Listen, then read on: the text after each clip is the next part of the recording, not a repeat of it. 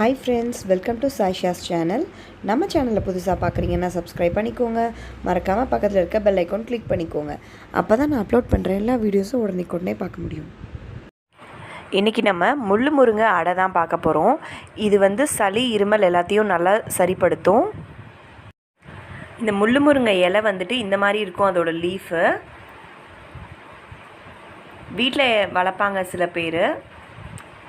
அந்த லீஃபை மட்டும் தனியாக எடுத்துக்கோங்க. எடுத்துட்டு நடுவில் அந்த நரம்பு மாதிரி இருக்குல்ல பின்னாடி, அதை மட்டும் தனியாக எடுத்துருங்க. அது நம்மளுக்கு தேவைப்படாது. நடுவில் இருக்கிறத மட்டும் எடுத்துகிட்டு மீதி இருக்கிறது எல்லாத்தையும் நம்ம சின்ன சின்னதாக பிச்சு வச்சுக்கலாம். இதுக்கு அரிசி 1 கப் நான் எடுத்திருக்கேன். எடுத்து ஊற வச்சுக்கோங்க ஒரு 2 மணி நேரம். இதுக்கு நீங்கள் யூஸ் பண்ணுற அரிசி புழுங்கல் அரிசியாக தான் இருக்கணும். அப்போ தான் அந்த அடை நல்லா சாஃப்டாக வரும்.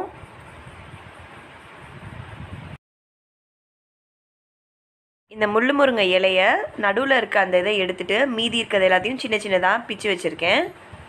இந்த மாதிரி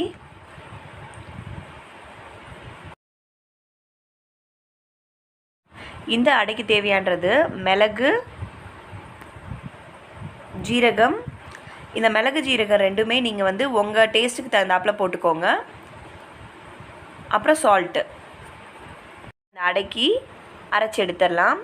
ஜீரகம், மிளகு, உப்பு, அரிசி, அப்புறம் இந்த இலை எல்லாத்தையும் சேர்த்து மிக்ஸி ஜாரில் போட்டு தண்ணி விடாமல் அரைச்சி எடுத்துக்கோங்க. நம்ம ஊற வச்சுருந்தோம்ல அரிசி, அதில் இருக்கிறதே போதும் அரைக்கிறதுக்கு. நம்ம கிரைண்ட் பண்ணியிருக்கிறது நல்லா சாஃப்டாக இருக்கணும். இந்த மாதிரி அப்போ தான் அடை தட்டை நல்லா வரும்.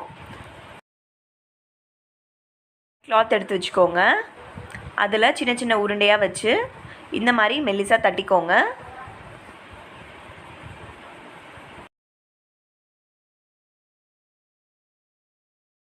அடை தட்டிகிட்டு இருக்கும்போதே சைடில் ஒரு பேன் வச்சு எண்ணெயை சூடு பண்ணிடலாம். எண்ணெய் சூடானதும் நம்ம தட்டி வச்சுருக்க அடையை அதை உள்ளே சேர்த்துடலாம்.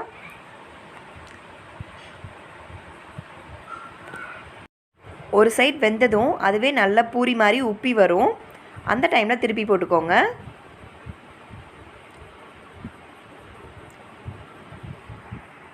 இப்போது 2 சைடும் குக் ஆகிடுச்சு. நம்ம வெளியில் எடுத்துடலாம். முள்ளு முருங்கை அடை ரெடி ஆகிடுச்சு. இருமல் சளி இருக்க டைமில் நம்ம இதை சாப்பிட்டோன்னா இருமல் சளி நல்லாவே குறையும். நீங்களும் உங்கள் வீட்டில் ட்ரை பண்ணி பாருங்கள். பிடிச்சிருந்தால் லைக் பண்ணுங்கள், ஷேர் பண்ணுங்கள், கமெண்ட் பண்ணுங்கள். மறக்காமல் நம்ம சேனலை சப்ஸ்கிரைப் பண்ணுங்கள். தேங்க்யூ.